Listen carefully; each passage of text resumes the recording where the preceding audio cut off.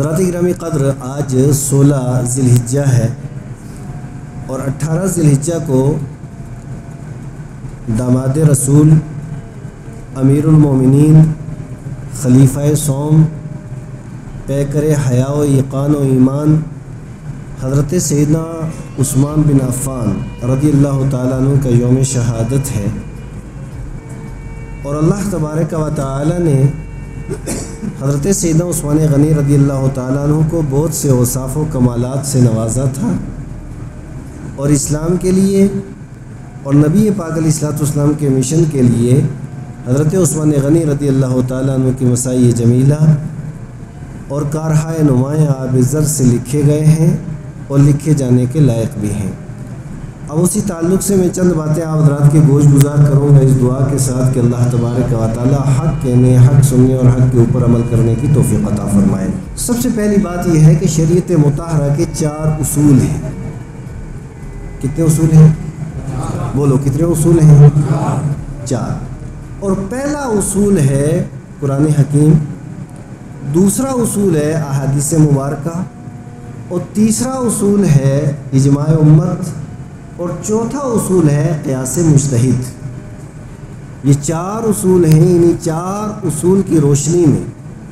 سارے کے سارے احکام، سارے کے سارے مسائل، ان کا استنباط و استخراج ہوتا ہے، اور انہی کے اب اس کے اندر بھی ہے کہ قرآن حکیم اب پھر اس کا خاص ہو کہ عام ہو، اس کے مد مقابل میں اگر خبر واحد یا قیاس آ جائے تو دونوں کے درمیان تطبیق کی جاتی ہے، اگر ہو جائے تو ٹھیک، اور اگر نہیں تو کتاب اللہ کے خاص یا کتاب اللہ کے عام پر عمل ہوگا۔ بہرحال اتنی بات آپ یاد رکھیں کہ ہماری اساس اور ہماری بنیاد یہ قرآن حکیم ہے، ہماری اساس اور ہماری بنیاد احادیث مبارکہ ہیں، ہماری اساس اور ہماری بنیاد اجماع امت ہے، ہماری اساس اور ہماری بنیاد یہ قیاس مجتہد یعنی حضرت امام اعظم، امام شافعی، امام احمد بن حنبل، حضرت امام مالک کی ساری زندگیاں کھپا کر کے انہوں نے کتاب و سنت سے جو چیزیں مستنبط کر کے، استنباط اور استخراج کر کے، محنت و مشقت کر کے جو مسائل ہمارے سامنے رکھے ہیں، اس کے اوپر عمل کرنا ہی ہماری دنیا و آخرت کی سربلندی ہے اور دنیا و آخرت کی کامیابی ہے۔ اب یہاں پہ ایک اصول آپ یاد رکھیں کہ یہ میں نے اس وجہ سے عرض کی کہ ایک طرف مصطفیٰ کریم علیہ السلام کا فرمان عالی شان ہو خبر واحد کی شکل و صورت میں، اور خبر واحد کسے کہتے ہیں کہ بذاتہ سند تو ہو، ایک ہے متن اور ایک ہے سند۔ اب جیسے مجھ سے حدیث بیان کی میرے استاد نے، ان سے حدیث کی ان کے استاد نے، ان سے حدیث بیان کی ان کے استاد نے، ان سے حدیث بیان کی ان کے استاد نے، اور پھر اس کے بعد احادیث مبارکہ کا جب متن شروع ہوتا ہے تو یہ جو اشخاص، اور اسی کو اصول کی زبان میں روات کہتے ہیں، سلسلہ روات کا نام سند ہے۔ اب اس سند کے اندر بھی اگر کوئی ایک آدمی تنہا ہو تو پھر وہ خبر واحد کہلاتی ہے۔ تو خبر واحد بھی اگر قرآن حکیم کی نص قطعی اور قرآن حکیم کے خاص یا عام کے مد مقابل آ جائے تو علماء اصولین یہ کہتے ہیں کہ ہم تطبیق کی کوشش کریں گے، اور تطبیق اگر نہ ہو سکی تو کتاب اللہ پہ عمل ہوگا، خبر واحد کو چھوڑ دیا جائے گا۔ کہ قرآن حکیم کے مد مقابل تاریخی کوئی واقعہ آ جائے، قرآن حکیم کے مد مقابل کسی عالم دین کی تحقیق آ جائے، قرآن حکیم کے مد مقابل کسی مورخ کی بات آ جائے، تو آپ ایمانداری سے بتائیے قرآن حکیم کی بات مانی جائے گی یا اس محقق کی بات مانی جائے گی؟ اب دیکھیے کہ قرآن حکیم کیا کہتا ہے اور تاریخی کیا کہتی ہیں۔ یہ بالکل سچ ہے کہ تاریخ جو لکھی گئی، پہلی بات یہ ہے کہ تاریخ اسلام جن لوگوں نے لکھی، ان لوگوں نے تاریخ اسلام کے نام پر تاریخ سلاطین لکھی ہے۔ اب اس کے اوپر میں نقد یہاں پہ نہیں کروں گا، لیکن اتنی بات بھی آپ سے یہ عرض کروں کہ تاریخی بہت سے واقعات ایسے ہیں کہ وہ تاریخی واقعات قرآن حکیم کی آیات مبارکہ کے ساتھ ٹکراتے ہیں۔ اب اصول شریعت مطہرہ کا یہ ہے کہ قرآن حکیم کی آیات مبارکہ یا احادیث متواترہ کے مد مقابل اگر کوئی بھی واقعہ اس طرح کا آ جائے تو اس واقعے کو نہیں مانا جائے گا، قرآن کو مانا جائے گا، مصطفیٰ کریم کے فرمان کو مانا جائے گا۔ اب یہ بات ذہن کے اندر رکھنے کے بعد اب میں کچھ باتیں آپ سے عرض کروں گا۔ روئے زمین پر، آسمان سے نیچے اور زمین کے اوپر، بلکہ آسمان سے بھی اوپر اور ساری کائنات میں اللہ تبارک و تعالیٰ نے سب سے زیادہ فضیلت و عظمت آپ نے نبی پاک علیہ السلام کو عطا فرمائی ہے۔ اور حضور علیہ السلام کے بعد پھر یہ مدارج ہیں، بہت سے انبیاء کرام ہیں، اور نبیوں کے بعد سب سے بڑا مرتبہ، نبیوں کے بعد سب سے بڑا مرتبہ حضرت سیدنا صدیق اکبر رضی اللہ تعالیٰ عنہ کا ہے، اور ان کے بعد حضرت عمر کا ہے، ان کے بعد حضرت عثمان کا ہے، ان کے بعد حضرت مولا علی رضی اللہ تعالیٰ عنہ کا ہے۔ یہ اہل سنت و جماعت کا عقیدہ ہے، نظریہ ہے، اور جتنے بھی ہمارے مجتہد ہیں، ہمارے اکابر ہیں، ان کی کتابوں کے اندر صراحت و وضاحت کے ساتھ یہ ساری چیزیں موجود ہیں۔ مجھے اس پہ گفتگو نہیں کرنی، مجھے اس پہ گفتگو کرنی ہے کہ حضرت سیدنا عثمان غنی رضی اللہ تعالیٰ عنہ کے تعلق سے بھی کچھ لوگ تاریخی واقعات لے آتے ہیں۔ آئیے سب سے پہلے ہم قرآن حکیم پڑھتے ہیں کہ قرآن حکیم کے اندر ان حضرات کی فضیلت اور ان کی عظمت کیا ہے۔ تو اللہ کے پیارے محبوب صلی اللہ تعالیٰ علیہ وسلم کے اوپر جو قرآن نازل ہوا، رب قدوس ارشاد فرماتا ہے کہ وہ لوگ جو فتح مکہ سے پہلے ایمان لائے اور وہ لوگ جو فتح مکہ کے بعد ایمان لائے، اللہ تعالیٰ ارشاد فرماتا ہے دونوں مرتبے میں برابر نہیں ہیں، کیونکہ جو فتح مکہ سے پہلے ایمان لائے ان کا مرتبہ اونچا، ان کی شان اونچی، ان کی فضیلت زیادہ ہے، اور جو فتح مکہ کے بعد ایمان لائے تو ان کی فضیلت، ان کی عظمت اتنی نہیں ہے جو فتح مکہ سے پہلے والے لوگوں کی ہے۔ یہ رب قدوس کا فرمان عالی شان ہے، لیکن یا اللہ یہ فتح مکہ سے پہلے جو ایمان لانے والے یہ بھی صحابی ہیں، اور فتح مکہ کے بعد ایمان لانے والے یہ بھی صحابی ہیں، دونوں کا مقام و مرتبہ کیا ہے اور دونوں کا انجام کیا ہے، اور رب کے ہاں دونوں کی عزت اور اکرام کیا ہے۔ تو رب قدوس نے ارشاد فرمایا کل نو وعد اللہ الحسنہ، فتح مکہ سے پہلے ایمان لانے والے ہوں یا فتح مکہ کے بعد ایمان والے ہوں، جو بھی مصطفیٰ کا صحابی ہے رب کا وعدہ ہے اسے میں نے جنتی بنایا ہے۔ اب یہ رب قدوس کا فرمان عالی شان ہے۔ اور پھر قرآن حکیم خاص کر خلفائے راشدین کے تعلق سے ارشاد فرماتا ہے، اب محمد رسول اللہ، محمد صلی اللہ علیہ وسلم اللہ کے رسول ہیں، والذین معہ جو ان کے ساتھ ہیں، اور اس سے مراد حضرت سیدنا صدیق اکبر رضی اللہ تعالیٰ عنہ جو ہمیشہ نبی پاک علیہ السلام کے ساتھ رہے، یعنی ہجرت کی رات صدیق اکبر حضور کے ساتھ، شہر مکہ صدیق اکبر حضور کے ساتھ، مسجد حرام پاک علیہ السلام کے ساتھ حضرت سیدنا صدیق اکبر، اور دار بنی ارقم نبی پاک علیہ السلام کے ساتھ حضرت سیدنا صدیق اکبر، یعنی ہر مقام پہ ہر جگہ پہ حضرت سیدنا صدیق اکبر رضی اللہ تعالیٰ عنہ نبی پاک علیہ السلام کے ساتھ رہے۔ اور قرآن کہتا ہے والذین معہ، اور جو حضور کے ساتھ، اور یہاں تک کہ بازار میں بھی ساتھ اور قیامت تک مزار میں بھی ساتھ، اور اشداء علی الکفار، اس سے مراد حضرت سیدنا صدیق اکبر رضی اللہ تعالیٰ عنہ کے بعد حضرت عمر رضی اللہ تعالیٰ عنہ، کفار کے اوپر بڑے سخت، اور کتنے سخت تھے یہ مستقل موضوع ہے۔ رحماء بینہم، اور آپس میں نرم دل، اور اس کا مصداق اول حضرت سیدنا عثمان غنی رضی اللہ تعالیٰ عنہ۔ اب حضرت عثمان غنی رضی اللہ تعالیٰ عنہ بہت زیادہ نرم دل تھے اور پے کرے شرم و حیا تھے۔ نبی مکرم نور مجسم سید عالم صلی اللہ علیہ وسلم نے اللہ کی بارگاہ میں ہاتھ اٹھائے، مولا میرا عثمان بہت زیادہ شرمیلا ہے۔ آپ نے دیکھا ہوگا نا بہت سے لوگ اس طرح کے ہوتے ہیں کہ ان کے اندر شرم و حیا کا عالم یہ ہوتا ہے کہ بسا اوقات وہ اپنا جملہ دوسرے کے سامنے نہیں ادا کر سکتے ہیں۔ شرم و حیا کا عالم یہ ہے کہ اپنا مقصد بھی دوسرے کے سامنے وہ پیش نہیں کر سکتے ہیں، وہ شرمیلے لوگ ہوتے ہیں۔ صحیح بخاری کے اندر کتاب الایمان کے اندر یہ حدیث موجود ہے، نبی پاک علیہ السلام تشریف لے جا رہے تھے، اتنے میں ایک صحابی رسول اپنے چھوٹے بھائی کو ڈانٹ رہے تھے، تجھے کیا ہو گیا کہ زندگی گزارے گا کیسے کہ تو اتنا زیادہ شرمیلا ہے، اپنا مدعا تو پیش نہیں کر سکتا، اپنا مقصد تو پیش نہیں کر سکتا، زندگی کے لیل و نہار کس طریقے سے گزارے گا، زندگی کے اندر بڑی کٹھنائیاں بڑی پریشانیاں ہوتی ہیں، یہ پریشانیاں کیسے ختم ہوں گی؟ اور تیری شرم و حیا کا عالم یہ ہے کہ تو صحیح طریقے سے دوسرے کے سامنے اپنی بات نہیں رکھ سکتا ہے۔ اسی بنیاد پہ بڑا بھائی چھوٹے بھائی کو غصہ کر رہا تھا، اتنے میں مصطفیٰ کریم علیہ السلام تشریف لائے، آپ نے ارشاد فرمایا داہو، اسے چھوڑ دو، اور پھر ارشاد فرمایا الحیاء من الایمان، ہر آدمی کے پاس حیا نہیں ہوتی، اللہ تعالیٰ جسے ایمان کی دولت عطا فرماتا ہے اسی کو اللہ حیا بھی عطا فرماتا ہے۔ حضرت گرامی وقار حضرت سیدنا عثمان غنی رضی اللہ تعالیٰ عنہ کے تعلق سے نبی پاک علیہ السلام نے اللہ کی بارگاہ میں دعا کی، یا اللہ میرا عثمان بہت زیادہ حیا والا ہے، یہ تیرے سامنے کھڑے ہو کر کے حساب کتاب کیسے دے گا؟ یا اللہ میرے عثمان کو تو بغیر حساب میں جنت عطا فرما۔ عشرہ مبشرہ 10 صحابہ وہ ہیں جن کو نبی پاک علیہ السلام نے دنیا ہی کے اندر جنت کی سند عطا فرمائی، اور ان میں تیسرا نام حضرت عثمان غنی رضی اللہ تعالیٰ عنہ کا ہے۔ اب حضرت عثمان غنی وہ ہیں، نبی پاک علیہ السلام نے دعا فرمائی یا اللہ بغیر حساب کے انہیں جنت عطا فرمانا۔ عشرہ مبشرہ میں تیسرا نام، دنیا کے اندر سند بھی مصطفیٰ کریم علیہ السلام نے انہیں عطا فرمائی کہ تم جنتی ہو اور آگے بڑھیے۔ نبی پاک علیہ السلام نے، اور یہ جو آپ روایت پیش کر رہا ہوں کنز العمال کے اندر یہ روایت موجود ہے، غزوہ تبوک ہے اور اسے غزوہ اسرت بھی کہا جاتا ہے،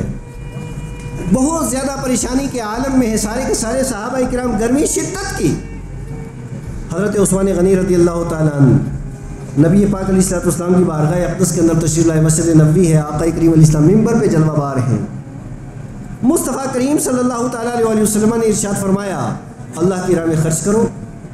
صحابہ کرام اٹھے، آپ نے اپنے حساب سے سب نے مال دیا۔ حضرت سیدنا عثمان غنی رضی اللہ تعالیٰ عنہ نے اس وقت وہ کھڑے ہوئے، اور کھڑے ہونے کے بعد 1000 اشرفیاں سونے کی مصطفیٰ کریم علیہ السلام کی بارگاہ میں لا کر کے پیش کر دی، اور دوسری روایت میں ہے کہ 1000 اونٹ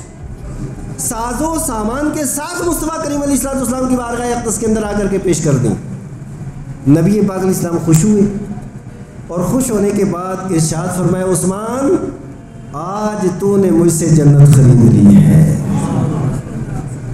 اب پھر پیچھے آئیے، عشرہ مبشرہ میں بھی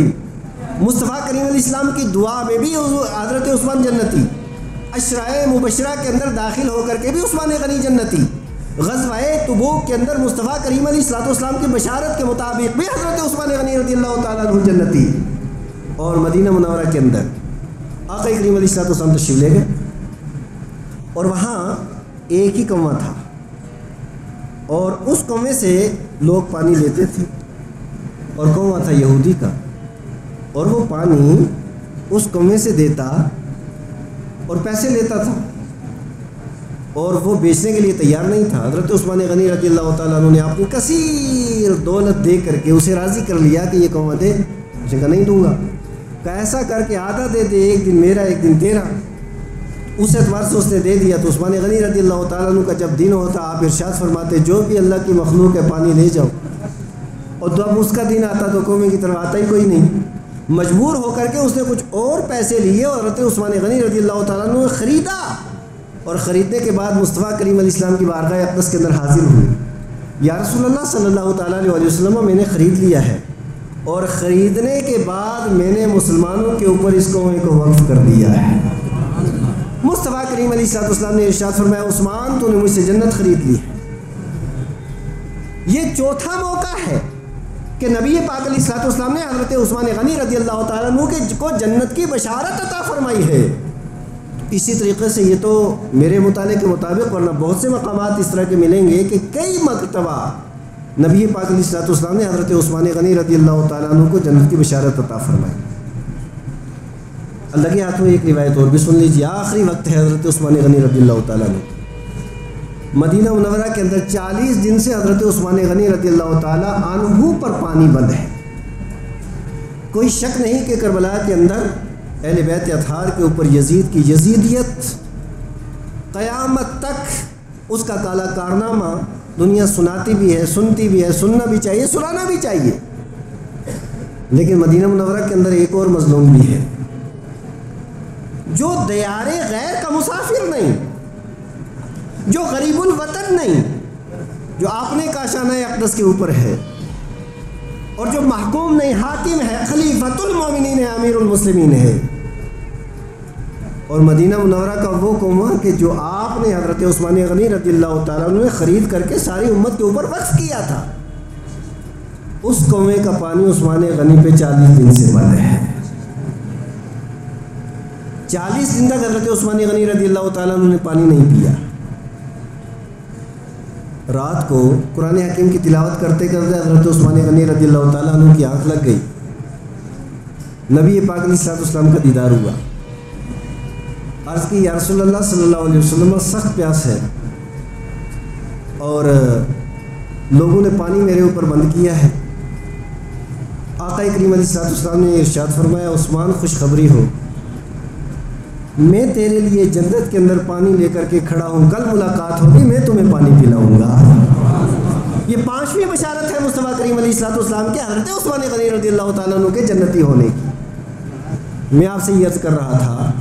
حضرت عثمان غنی رضی اللہ تعالیٰ عنہ کو جب اتنی بشارتیں مصطفیٰ کریم علیہ الصلوۃ والسلام نے عطا فرمائیں، اور پھر دیکھو ایک مقام پہ اور آپ ذرا غور کریں، نبی پاک علیہ الصلوۃ والسلام نے صحابہ کرام رضوان اللہ تعالیٰ علیہم اجمعین کو اکٹھا کیا کہ چلو عمرہ کرنے کے لیے چلتے ہیں، اور یہ سارے کے سارے لوگ مدینہ منورہ سے آئے اور میقات سے احرام بھی باندھا۔ حدیبیہ یہ جدہ کے بالکل قریب ہے، وہاں پہ نبی پاک علیہ الصلوۃ والسلام نے آ کے پڑاؤ ڈالا اور سفیر بنا کر کے اور نقیب و ترجمان بنا کر کے حضرت عثمان غنی رضی اللہ تعالیٰ عنہ کو شہر مکہ میں بھیجا، اور ارشاد فرمایا جا کر کے مکہ والوں سے آپ بات کریں، کیونکہ وہ شریف النسب بھی ہیں، اور حضرت عثمان غنی رضی اللہ تعالیٰ عنہ کا ادب احترام کفار مشرکین بھی کیا کرتے تھے، اور ان کے حیا، ان کی شرم اور ان کی دیانتداری کی بنیاد پہ لوگ بڑی عزت و احترام کی نگاہ سے انہیں دیکھتے تھے۔ نبی پاک علیہ الصلوۃ والسلام نے انہیں ترجمان بنا کر کے بھیجا کہ جاؤ شہر مکہ کے اندر اور بات کرو قریش کے ساتھ کہ ہمارا مقصد لڑائی نہیں، ہمارا مقصد قتل و قتال نہیں، ہمارا مقصد تلوار چلانا نہیں، ہم صرف بیت اللہ کی زیارت کے لیے آئے ہیں، عمرہ کر کے واپس چلے جائیں گے۔ حضرت عثمان غنی رضی اللہ تعالیٰ عنہ، یہاں دو باتیں دیکھنا، حضرت عثمان غنی کا عشق بھی دیکھنا اور عشق رسول دیکھنا۔ جب بندہ خانہ کعبہ کی طرف دیکھتا ہے نا تو پھر وہ اللہ ہی کا ہو جاتا ہے، اس کے دل کے اندر کوئی دوسری چیز نہیں رہتی ہے۔ اب دیکھیے روئے زمین پر صرف خانہ کعبہ ایسا ہے جہاں اختلاط مرد و زن بھی ہوتا ہے، عورتیں آگے پیچھے دائیں بائیں ہوتی ہیں، اور کئی بار طواف کرتے ہوئے چاروں طرف عورتوں کے اندر بندہ گر جاتا ہے،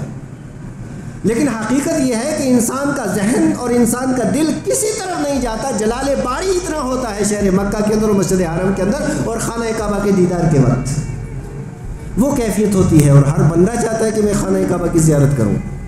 حضرت عثمان غنی رضی اللہ تعالیٰ عنہ تشریف لے گئے۔ مکہ کے لوگوں نے کہا کہ حضور والا آپ احرام باندھا ہے، آپ نے آ گئے ہیں، آپ طواف بھی کر سکتے ہیں، عمرہ بھی کر سکتے ہیں،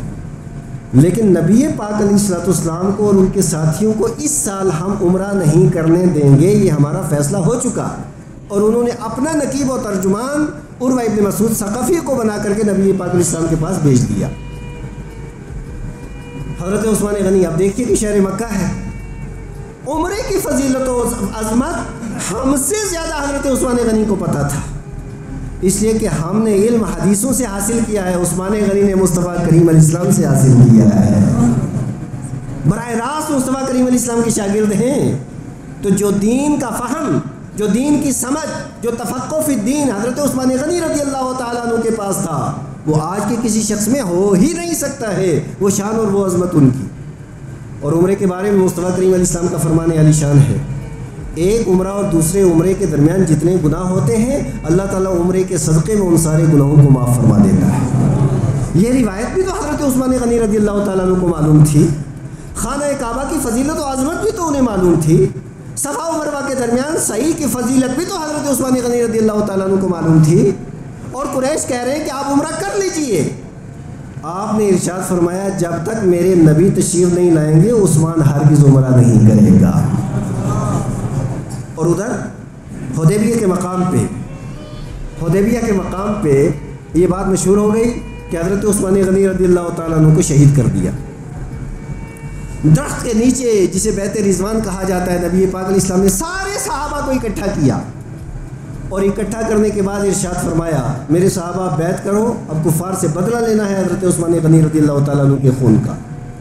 سارے صحابہ نے بیعت کی، صدیق اکبر نے بیعت کی، فاروق اعظم نے بیعت کی، عثمان غنی نے بیعت کی ہے، حضرت سعد و سعید نے بیعت کی ہے، حضرت بلال نے بیعت کیا، ابو ذر غفاری نے بیعت کیا، سارے صحابہ بیعت کر چکے۔ اب عثمان غنی تو شہر مکہ میں ہیں، نبی پاک علیہ السلام نے اپنا ہاتھ مبارک اوپر کیا اور دوسرا ہاتھ اس ہاتھ کے اوپر رکھا اور ارشاد فرمایا یہ ہاتھ میرا نہیں، عثمان کا ہاتھ، یہ ہاتھ میرا نہیں، بولو بولو، یہ ہاتھ میرا نہیں، یہ ہاتھ میرا نہیں، عثمان کا ہاتھ ہے۔ اپنے ہاتھ کو عثمان کا ہاتھ قرار دیا۔ اور جب بیعت رضوان ہو رہی تھی نا، رب قدوس نے قرآن حکیم کے اندر خطاب کرتے ہوئے ارشاد فرمایا ید اللہ فوق ایدیہم، ان صحابہ کے ہاتھوں پر۔ اب صحابہ کے ہاتھوں پہ کس کا ہاتھ تھا؟ بولو بولو، کس کا ہاتھ تھا؟ نبی پاک علیہ السلام کا ہاتھ۔ ہاتھ پہ ہاتھ دے کر کے بیعت کرتے تھے نا، رب نے فرمایا ید اللہ فوق ایدیہم، ان کے ہاتھ پر مصطفیٰ کا نہیں اللہ کا ہاتھ ہے۔ مصطفیٰ کا ہاتھ، اللہ کا ہاتھ، اور عثمان کا ہاتھ مصطفیٰ کا ہاتھ۔ جس ہاتھ کا شان یہ ہو، جس ہاتھ کی عظمت یہ ہو، اس ذات کی فضیلت و عظمت کا عالم کیا ہوگا۔ حضرت گرامی وقار وہ عثمان ذو النورین ہیں اور انہیں ذو النورین کہا جاتا ہے، اور ان کے خطاب اور ان کا لقب ذو النورین ہے۔ اور ذو النورین کا مطلب کیا ہوتا ہے؟ ذو النورین دو نور والا۔ حضرت رقیہ نبی پاک علیہ السلام کی 4 صاحبزادیاں تھیں، بڑی حضرت زینب، ان سے چھوٹی حضرت رقیہ، ان سے چھوٹی حضرت ام کلثوم، اور سب سے چھوٹی جو ہے حضرت فاطمہ زہرا رضی اللہ تعالیٰ عنہ۔ 4 صاحبزادی مصطفیٰ کریم علیہ السلام کی۔ حضرت رقیہ کا نکاح ہوا حضرت عثمان غنی رضی اللہ تعالیٰ عنہ کے ساتھ، اور اس کے بعد ان کا وصال ہو گیا۔ اور وصال ہونے کے بعد نبی مکرم نور مجسم سید عالم صلی اللہ علیہ وسلم نے اپنی دوسری بیٹی حضرت ام کلثوم کا نکاح حضرت عثمان غنی سے کر دیا، اور کرنے کے بعد ارشاد فرمایا عثمان اگر میری 100 بیٹیاں ہوتی اور سب بیٹیوں کا یکے بعد دیگرے انتقال ہو جاتا تو میں ایک ایک بیٹی کر کے تیرے نکاح میں دے دیتا۔ یہ شان اور یہ عظمت بدری صحابہ، سب سے زیادہ فضیلت و عظمت صحابہ کرام میں، خلفائے راشدین کی، ان کے بعد عشرہ مبشرہ کی، اور ان کے بعد بدری صحابہ کی فضیلت سب سے زیادہ ہے جو میدان بدر کے اندر حاضر ہوئے۔ اب میدان بدر کے اندر کتنے صحابہ تھے؟ 300، بولو بولو 300۔ ہاں، بدر کے اندر یہ 313 نہیں تھے، 5 صحابہ کرام وہ ہیں کہ جن کو بدری قرار دیا، اور ان میں ایک حضرت عثمان غنی رضی اللہ تعالیٰ نے۔ حضرت عثمان غنی نبی پاک علیہ السلام کی صاحبزادی حضرت رقیہ بیمار تھی، ان کی تیمارداری کے اندر وہ شہر مدینہ میں رہے، اور نبی پاک علیہ السلام نے ارشاد فرمایا کہ میرا عثمان میری بیٹی کی خدمت کے لیے یہ شہر مدینہ میں موجود ہے، یہ بدری صحابی بھی ہے، اور جو مجاہدین کو حصہ ملے گا وہ میرے عثمان کو بھی حصہ ملے گا۔ حضرت گرامی وقار وہ شان اور وہ عظمت حضرت عثمان غنی رضی اللہ تعالیٰ عنہ کی ہے، اور ان کی شہادت 18 یعنی کل نہیں پرسوں 18 ذی الحجہ کو ہے۔ اس وجہ سے اس دن ان کے ایصال ثواب کے لیے محفلیں بھی کرنی چاہیے، اور یقیناً ان کے ایصال ثواب کے لیے اپنے گھروں کے اندر قرآن خوانی کا اہتمام بھی کرنا چاہیے۔ اللہ تبارک و تعالی ہم سب کو صحابہ کرام سے کے ساتھ وابستہ رکھے، اور ان کے مشن کے ساتھ اللہ تبارک و تعالی ہم سب کو جڑا رکھے۔ وآخر دعوانا ان الحمد للہ رب العالمین۔